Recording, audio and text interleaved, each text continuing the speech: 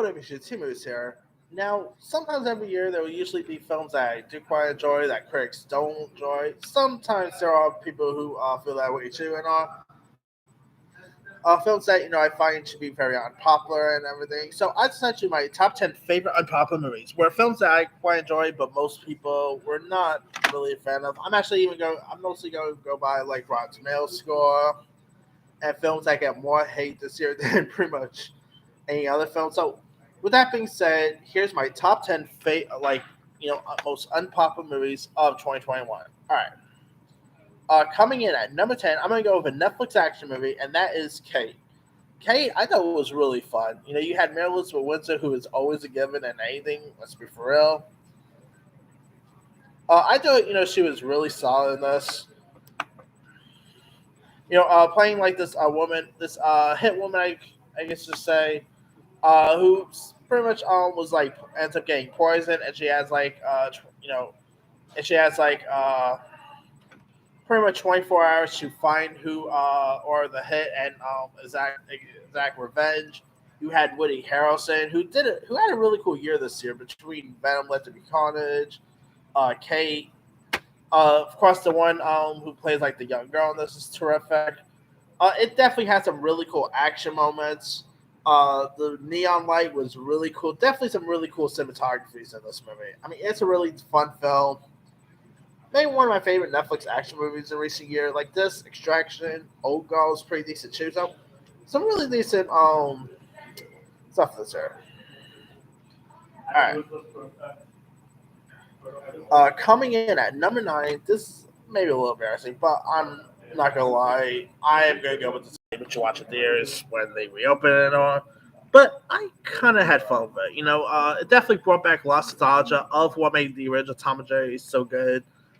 Chloe Moretz, Michael Pena was great.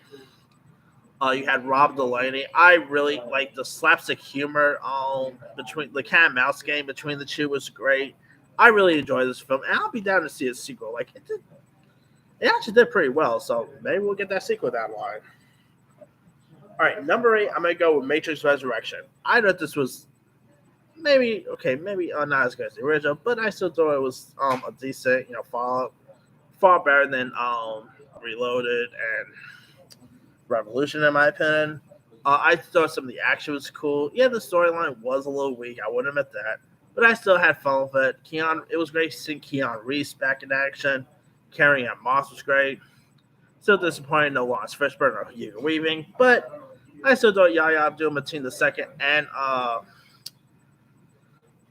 and John McGrath both did a good job. I don't know overall. So there's that. All right, number 7 is an Amazon film, and that is actually the Cinderella movie. Now, not many people was too much big with this film, but I thought it was still really cute, charming. Great music. Camila Cabello, like I am actually a fan of. Dia Mazel was terrific. You had Billy Porter playing the fairy godmother, and I had a really blast with it. So if you guys haven't seen it, I'll say give it a go. You might enjoy it, or you might not enjoy it. All right, coming in at number 6 is of course Coming to America 2. Now, of course, just like Matrix, is not as good as the original, but Eddie Murphy I thought was terrific here. It was definitely I thought it definitely had some really good laughs. Like I said, not as funny or as memorable as the original Coming to America, but it definitely had its moments. Eddie Murphy is nice to see Eddie Murphy back in action. I mean, he's in this new movie coming next year with Jonah Hill, which I can't wait to see. He's supposed to be 4 in the future, so I guess we'll be living in the Eddie Murphy assance. So yeah, anything that Eddie Murphy does, I'll definitely watch. And Coming to America, James Earl Jones was great. Some of the cameos was cool. So coming in at number 6, I'm going to go with.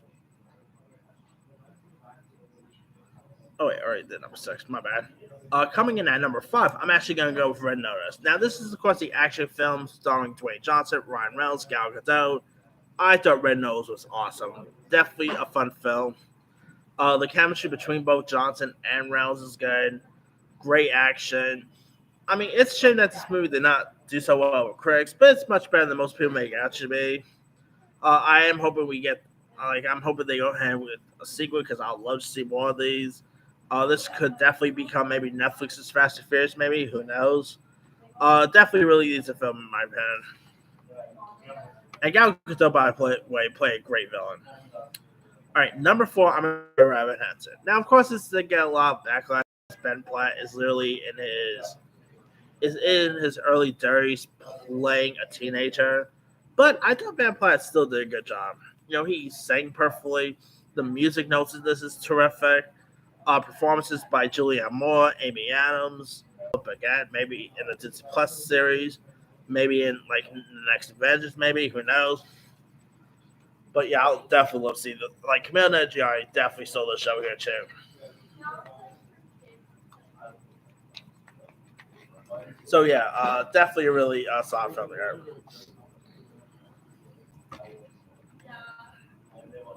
All right, my number one favorite film that of the year that did not get so much love is of course Space Jam: A New Legacy. Favorite film that of the year that did not get so much love is of course Space Jam: A New Legacy.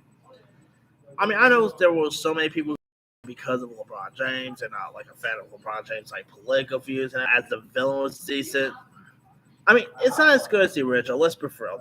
The original Space Jam with Michael Jordan will always hold up, always hold a place in my heart. But I'm not gonna lie, I thought this was characters from Wizard of Oz, Batman characters. I mean, it was a who's who galore here, and not a bad film in my opinion. So, and I'll be down if they ever do another Space Jam. I'm down to see another one with LeBron James or without him. Either way, I just want to see more Looney Tunes back in action.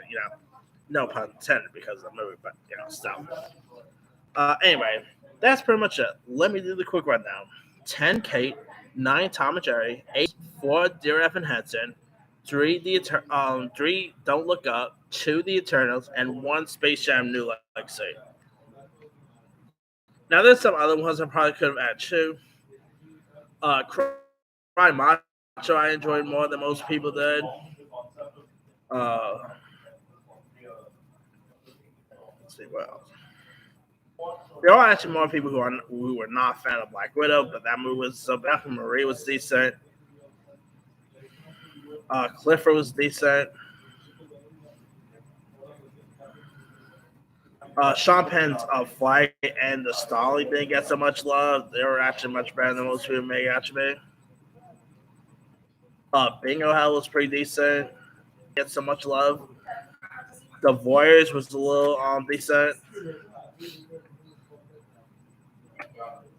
Surprised that Mark Wahlberg movie Joe Bell, which is from the same director of King Richard, did not get so much good reviews there. But there's some other ones I probably could have asked you, but let me leave you guys. What were some of your favorite unpopular movies of the year? Some movies that you enjoyed, but most others, didn't. Drop comments below. Don't forget to like, subscribe, hit that bell for notification. This is